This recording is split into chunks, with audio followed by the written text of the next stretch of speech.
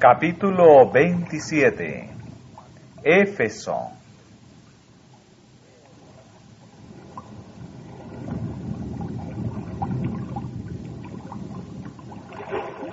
Mientras Apolos predicaba en Corinto, Pablo cumplió su promesa de volver a Éfeso.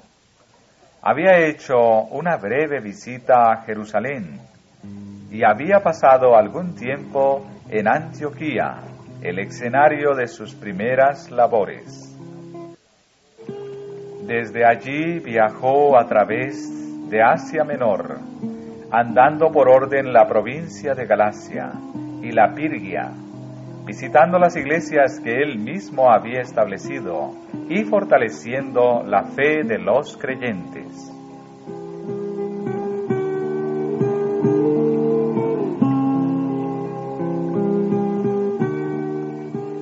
En el tiempo de los apóstoles, la porción occidental del Asia Menor se conocía como la provincia romana de Asia. Éfeso, la capital, era un gran centro comercial.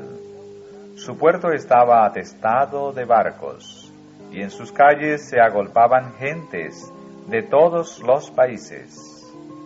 Como Corinto, ofrecía un campo promisorio para el esfuerzo misionero.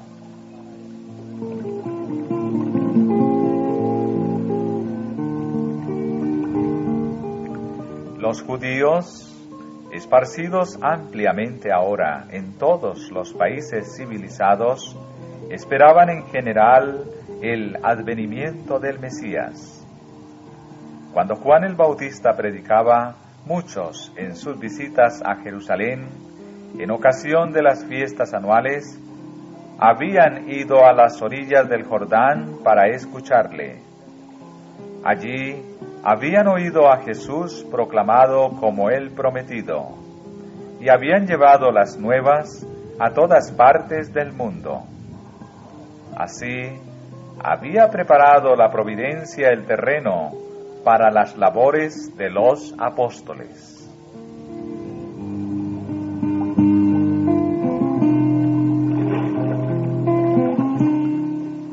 Al llegar a Éfeso, Pablo encontró 12 hermanos que, como Apolos, habían sido discípulos de Juan el Bautista y como él, habían adquirido cierto conocimiento de la misión de Cristo. No tenían la capacidad de Apolos, pero con la misma sinceridad y fe estaban tratando de extender el conocimiento que habían recibido.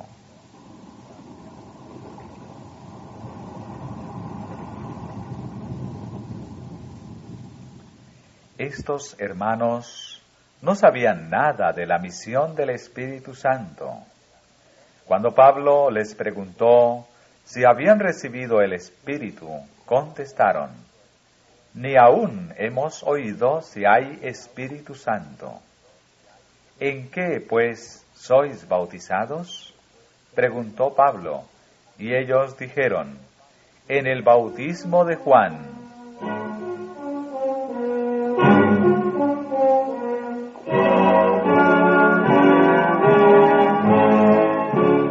Entonces el apóstol les expuso las grandes verdades que constituyen el fundamento de la esperanza del cristiano.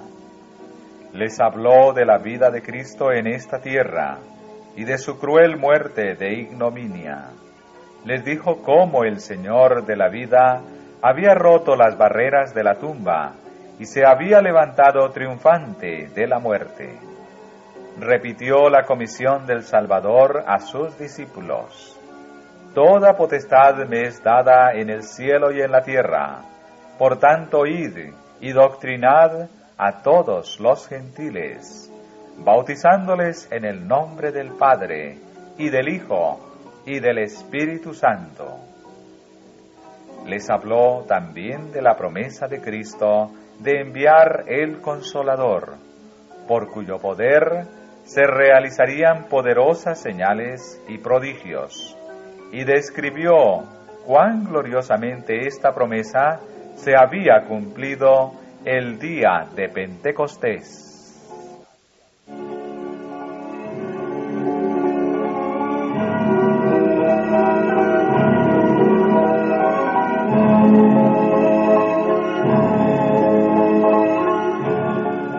Con profundo interés y agradecido y maravillado gozo, los hermanos escucharon las palabras de Pablo.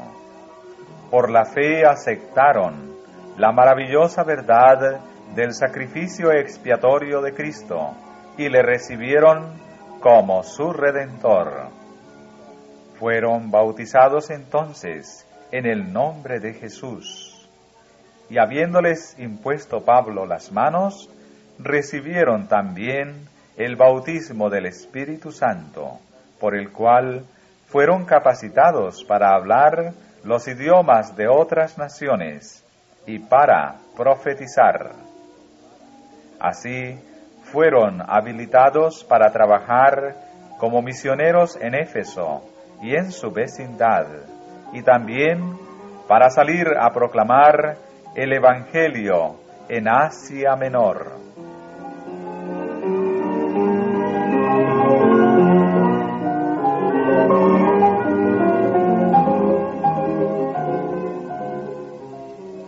Fue abrigando un espíritu humilde y susceptible a la enseñanza, como estos hombres adquirieron la experiencia que los habilitó para salir como obreros al campo de la mies. Su ejemplo presenta a los cristianos una lección de gran valor. Muchos hacen tan solo poco progreso en la vida divina porque tienen demasiada suficiencia propia para ocupar la posición de alumnos. Se conforman con un conocimiento superficial de la palabra de Dios. No desean cambiar su fe o práctica y por ende no hacen esfuerzos por adquirir mayor conocimiento.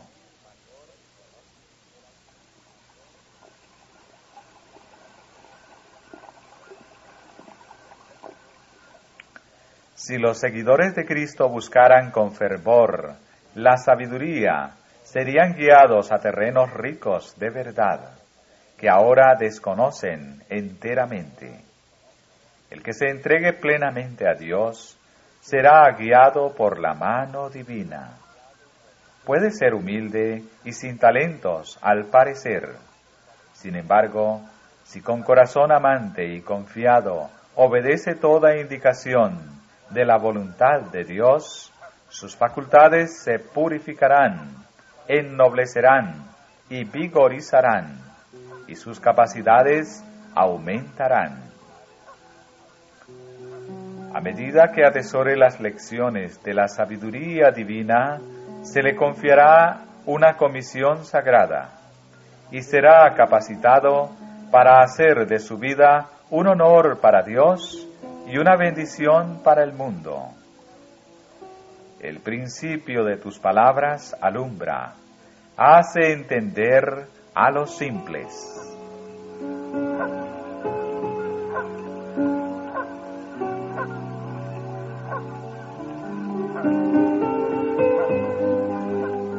Hoy son demasiados los que ignoran tanto como los creyentes de Éfeso la obra del Espíritu Santo en el corazón. Sin embargo, ninguna verdad se enseña más claramente en la palabra de Dios. Los profetas y apóstoles se han explayado en este tema. Cristo mismo nos llama la atención al crecimiento del mundo vegetal como una ilustración de la operación de su Espíritu en el sostenimiento de la vida espiritual. La savia de la vid, ascendiendo desde la raíz, se difunde por las ramas y provee al crecimiento y a la producción de flores y frutos. Así el poder vivificador del Espíritu Santo, que procede del Salvador, llena el alma, renueva los motivos y afectos, y pone hasta los pensamientos en obediencia a la voluntad de Dios, capacitando al que lo recibe para llevar los preciosos frutos de acciones santas.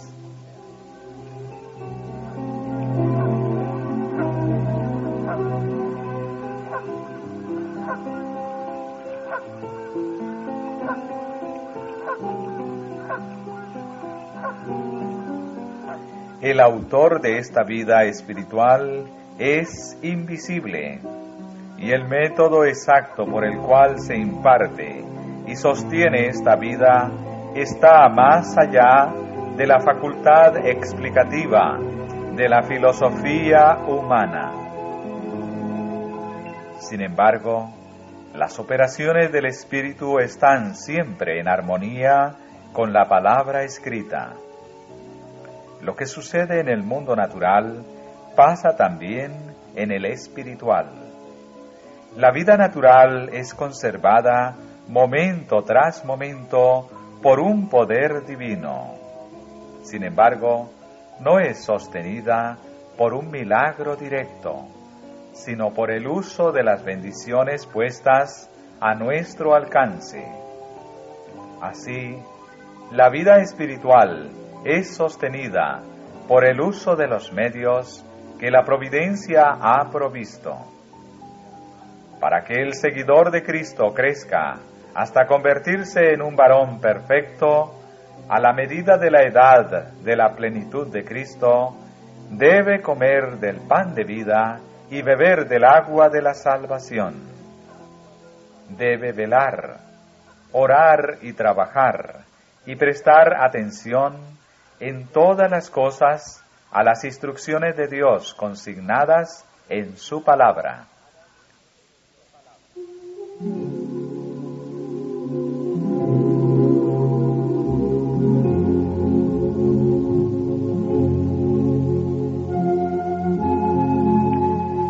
La experiencia de esos conversos judíos tiene todavía otra lección para nosotros. Cuando fueron bautizados por Juan, no comprendieron bien la misión de Jesús como expiador de los pecados. Seguían creyendo graves errores, pero cuando recibieron mayor conocimiento, aceptaron alegremente a Cristo como su Redentor. Y al dar este paso hacia adelante, cambiaron sus obligaciones. Cuando recibieron una fe más pura, hubo un cambio correspondiente en su vida. Como señal de este cambio y como reconocimiento de su fe en Cristo, fueron bautizados de nuevo en el nombre de Jesús.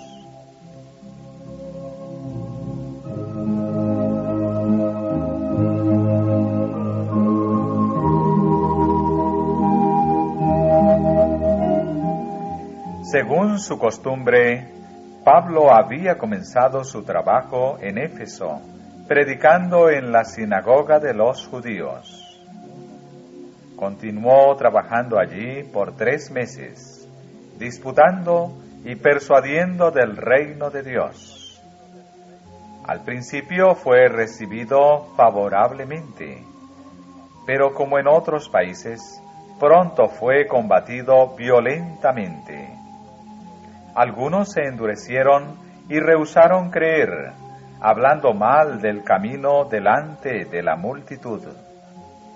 Como persistían en rechazar el Evangelio, el apóstol dejó de predicar en la sinagoga.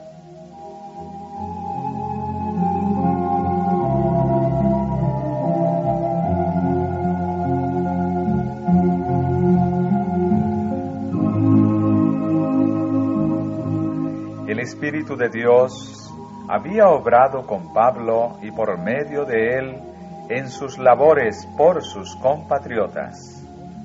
Se había presentado suficiente evidencia para convencer a todo aquel que deseara sinceramente conocer la verdad. Pero muchos se dejaron dominar por el prejuicio y la incredulidad y rehusaron ceder a la evidencia más concluyente. Temiendo que la fe de los creyentes peligrase por el trato continuo de estos opositores de la verdad, Pablo se separó de ellos y reunió a los discípulos en una entidad distinta, continuando sus instrucciones públicas en la escuela de Tirano, un maestro de cierta distinción.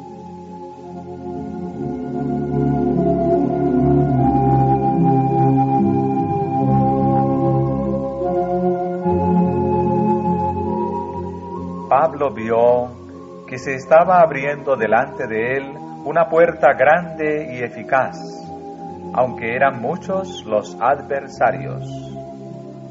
Éfeso era no solamente la más magnífica, sino la más corrupta de las ciudades de Asia. La superstición y los placeres sensuales dominaban en su abundante población. Bajo la sombra de sus templos se amparaban criminales de todas las clases y florecían los vicios más degradantes.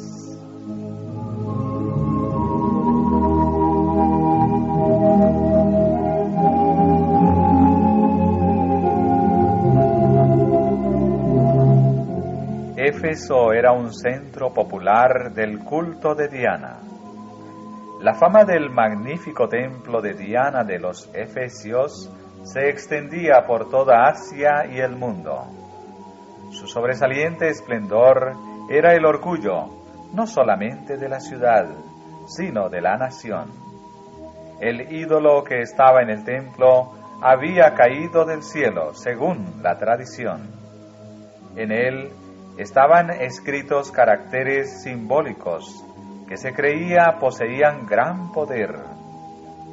Los efesios habían escrito libros para explicar el significado y uso de estos símbolos.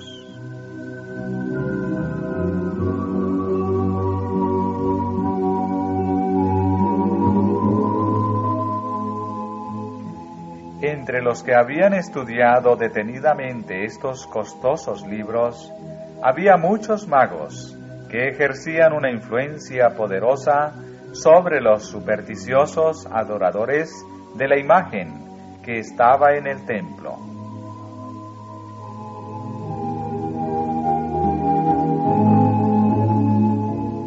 Al apóstol Pablo, en sus trabajos en Éfeso, se le dieron señales especiales del favor divino. El poder de Dios acompañaba sus esfuerzos y muchos eran sanados de enfermedades físicas.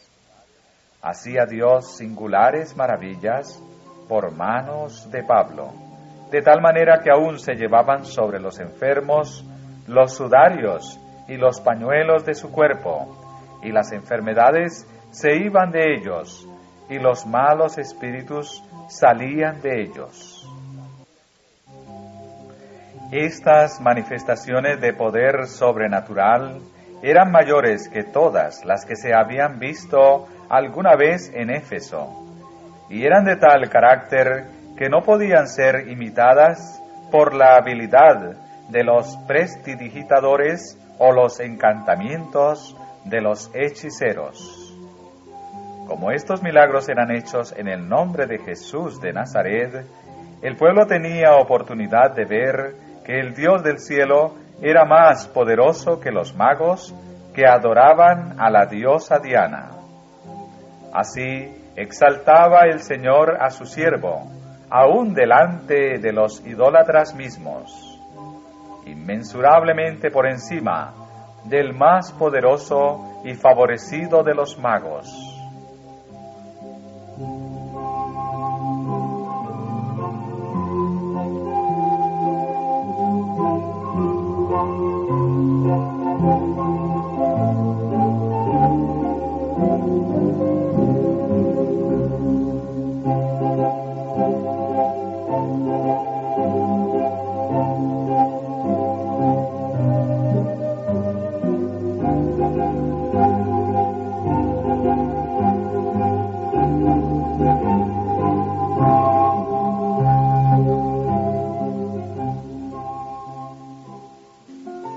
Pero aquel a quien están sujetos todos los espíritus del mal, quien había dado a su siervo autoridad sobre ellos, había de avergonzar y derrotar aún más a aquellos que despreciaban y profanaban su santo nombre.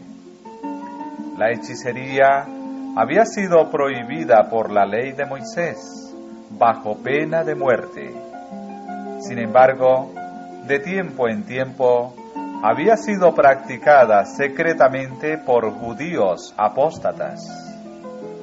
En el tiempo de la visita de Pablo a Éfeso, había en la ciudad algunos de los judíos, exorcistas vagabundos, quienes al ver las maravillosas obras hechas por él, tentaron a invocar el nombre del Señor Jesús sobre los que tenían espíritus malos.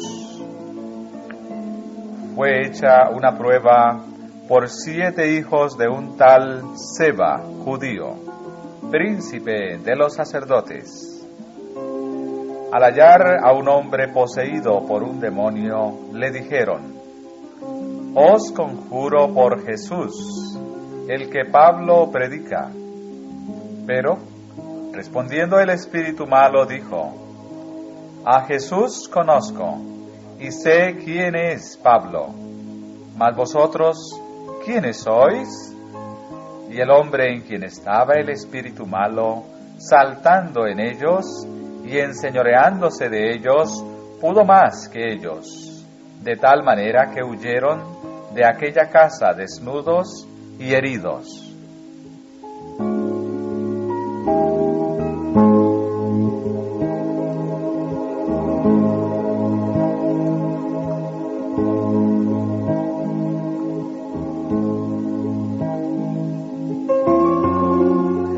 De este modo se dio una prueba inequívoca de la santidad del nombre de Cristo y el peligro a que se expone el que lo invoque sin fe en la divinidad de la misión del Salvador.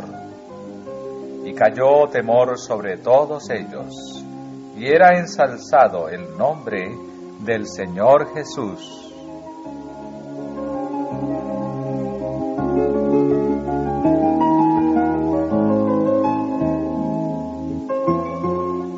Ahora se revelaron hechos antes escondidos.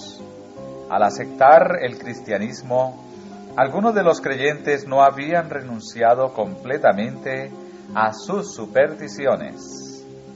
Hasta cierto punto continuaban practicando la magia. Ahora, convencidos de su error, muchos de los que habían creído venían confesando y dando cuenta de sus hechos. Aún algunos de los mismos hechiceros fueron alcanzados por esta buena obra, y muchos de los que habían practicado vanas artes trajeron los libros y los quemaron delante de todos, y echada la cuenta del precio de ellos, hallaron ser 50,000 denarios. Así crecía poderosamente la palabra del Señor y prevalecía.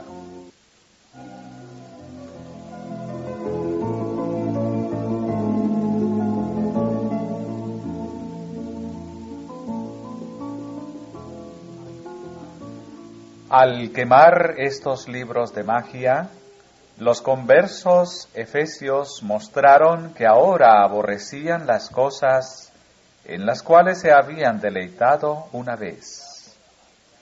Era por la magia como habían ofendido especialmente a Dios y puesto en peligro sus almas. Y contra la magia manifestaron tal indignación. Así dieron evidencia de su verdadera conversión.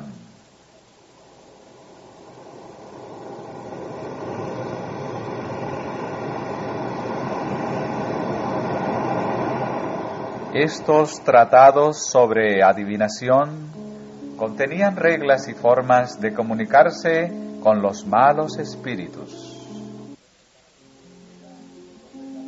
Eran los reglamentos del culto de Satanás. instrucciones para solicitar su ayuda y obtener de él información. Reteniendo estos libros, los discípulos se hubieran expuesto a la tentación. Vendiéndolos, hubieran colocado la tentación en el camino de otros. Habían renunciado al reino de las tinieblas, y para destruir su poder no vacilaron ante ningún sacrificio. Así la verdad triunfó sobre los prejuicios de los hombres y también sobre su amor al dinero.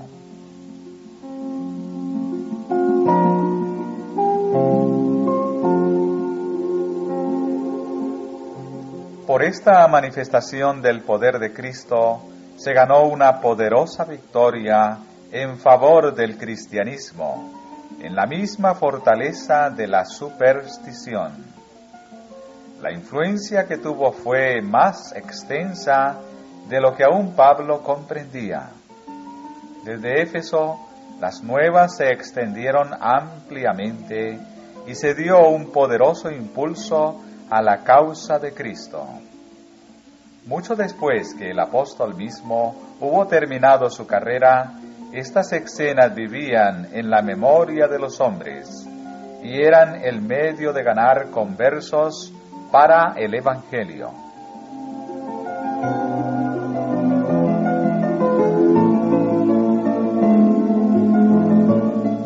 Algunas personas alientan la creencia de que las supersticiones paganas han desaparecido ante la civilización del siglo XX, pero la palabra de Dios y el duro testimonio de los hechos declaran que se practica la hechicería en nuestro tiempo, tan seguramente como en los días de los magos de la antigüedad. El antiguo sistema de la magia es, en realidad, el mismo que ahora se conoce con el nombre de espiritismo moderno. Satanás halla acceso a miles de mentes presentándose bajo el disfraz de amigos desaparecidos. Las Sagradas Escrituras declaran que los muertos nada saben. Sus pensamientos, su amor, su odio han perecido. Los muertos no se comunican con los vivos, pero fiel a su antigua astucia, Satanás emplea este recurso a fin de apoderarse de la dirección de la mente.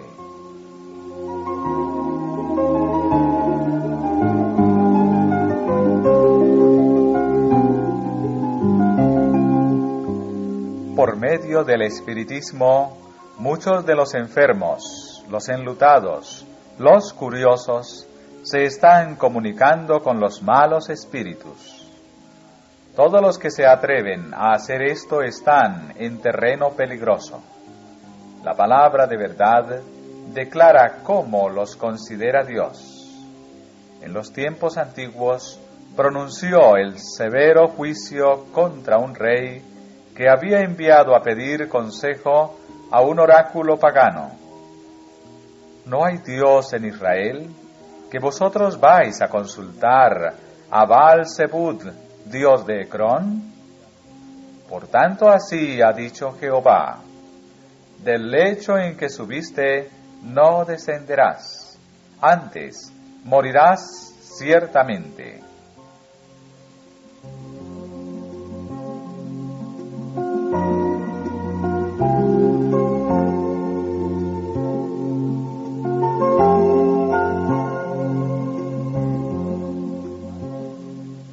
Los magos de los tiempos paganos tienen su contraparte en los mediums espiritistas, los clarividentes y los adivinos de hoy día.